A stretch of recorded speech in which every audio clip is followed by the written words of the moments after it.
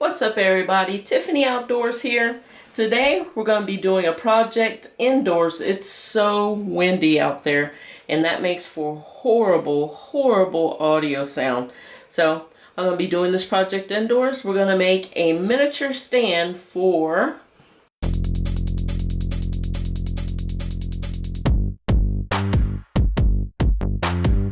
there's the hawk.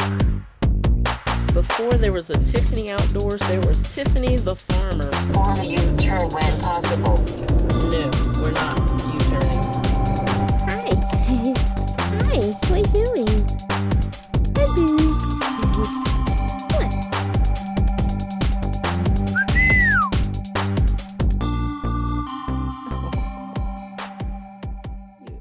Our vivarium build. I want to start off with this piece of scrap wood here, and this just so happens to be almost a perfect size. Almost. It's not quite perfect, but that's okay. I'm going to work with it. And I went to Lowe's and bought some of this trim here. So I went to Lowe's, bought some of this trim, and it's 3/4 inches, just the same width as this. And what I want to do is put this around the perimeter of this board, and I'm thinking that I may take this board and paint it black. Maybe. We'll see how much of the board shows up after I put this on. Actually, let me show you how it fits on there. My imperfect build. Actually, I think it'll be okay. I could just pull that up to the edge and it'll be okay. I'm still not quite sold on the rigidity and the durability of this, so that's why I'm building the stand, just in case the bottom gives out or something, and it's got a little bit of something to hold it up.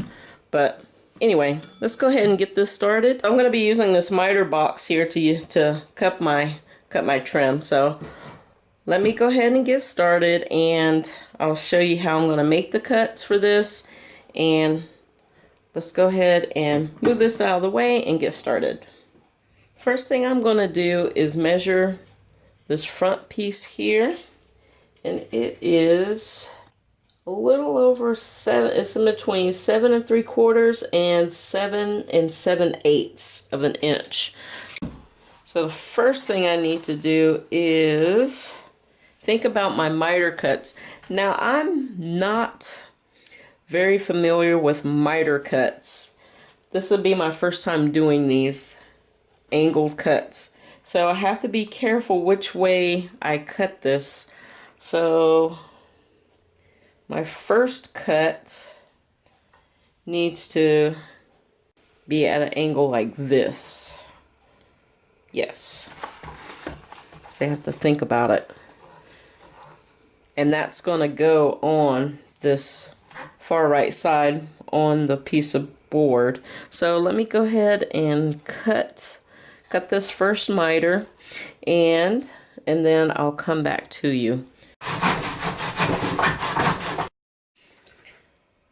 I have this kind of jerry rigged up here, so, and you can see I've got this little shelf here holding it up, and one of my grooming hooks holding it up on that end. So I think this will work this way. Alright, let's give this a shot and see if it's more stable. So now I need to take my measurement, my 7 and in between, and I'll show you guys exactly where I'm measuring as soon as I make my mark here. I'm going to have to sand this little piece right here a little bit. It's a little bit rough. So what I'm going to do, and before you cut this, make sure you have this oriented the way it's going to sit on your final piece. Alright, so this is going to sit like this, and it's going to, see how it overhangs a little bit? That part right there is going to overhang. So you want to start your tape measure here, and then measure this end. That'll be your cut, and then you're going to miter it the other way. So it's going to be mitered this way. And if it's not perfect, or, you know, nothing I ever do is perfect. If it's not good enough, I can sand it. So I am cutting it a little bit longer than I need.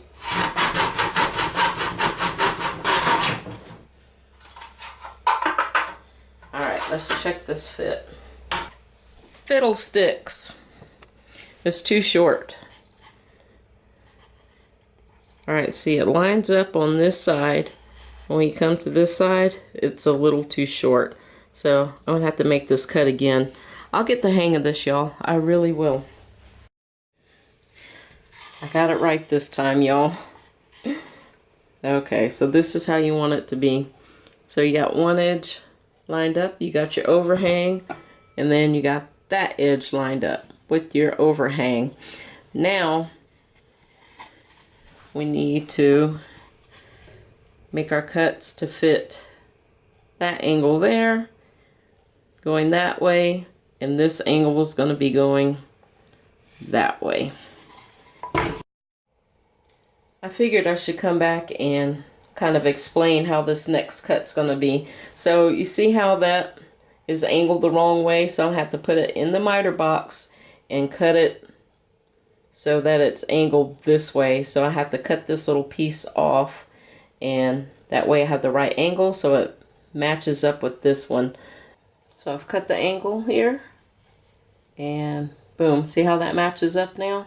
And I'm just going to continue that all the way around, and then we're going to attach these together and make this look really good. Got a nice angle here. I really like how this angle is really matching up very well. And the reason why I am using this miter box is to show you guys that you don't have to have a fancy miter saw to do stuff like this. You can just use this little miter box, and it's perfect for small projects like this. Got everything lined up as best I can, and then I'm gonna put a small mark on the end here. That tells me where I need to cut my next angle. And that one is going to be going at a slant this way. I hope I'm not confusing everybody with my hand signals here, but I'm going to be cutting this way. And then you'll have a little bit of hang off on this end. All right, I'm going to go ahead and cut that right quick, and then I'll come back and show you guys. All right. Here's my next cut. Looking good. Looking good. So now, my next piece, I'm going to have to, let me spin this around so you can see.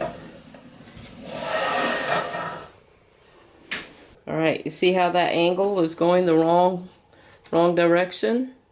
So now I'm going to have to cut this piece off at an angle going this way, and then it'll match up with this miter joint here.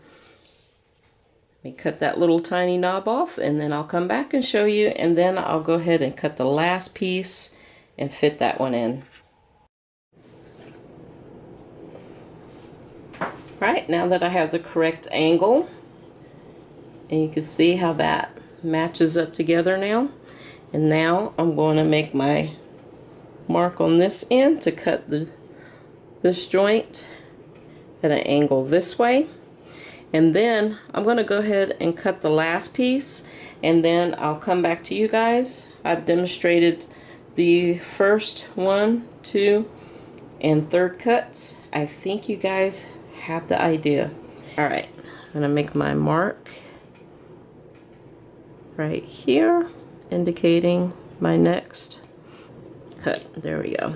Alright, I'm going to make this cut, and then I'm going to go ahead and cut this 4th piece. I'm going to cut the 4th piece and then come back and show you guys how it all fits together. There we go. Now what I need to do is I need to take a sander to some of these edges. They're not perfectly, well, you know, I don't do anything perfect, but there's like a little knobby stuff there on the end there. That's going to keep it from being as flush as possible. So, and You guys, if it splits like this, don't worry about that. We can glue that down with some wood glue and it will be super strong. So I got my little blue marks that I had on here from the marker.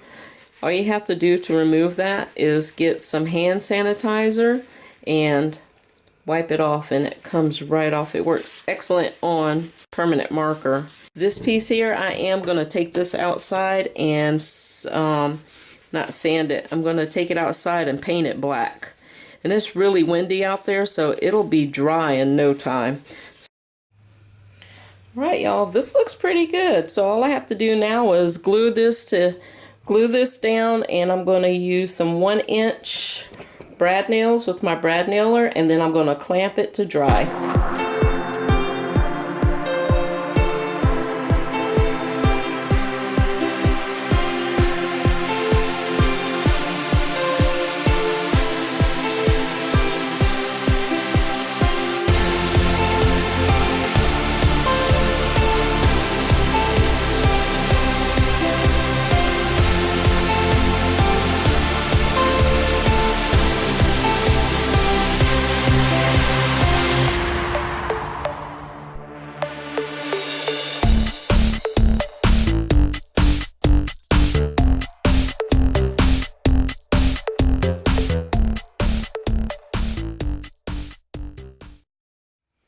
I can't say enough about how happy I am that how this turned out. I mean, this thing turned out fantastic.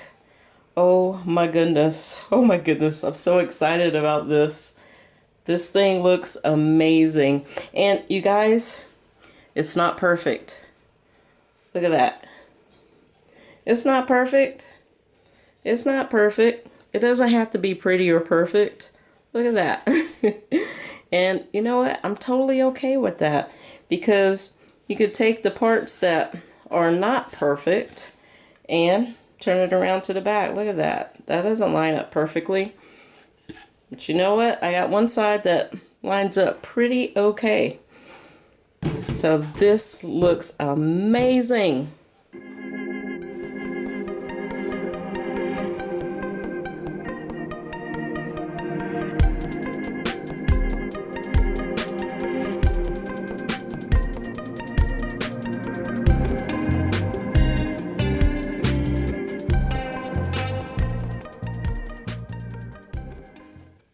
We have the terrarium. We have the stand. What's next? We're going to put some plants in this and make it beautiful.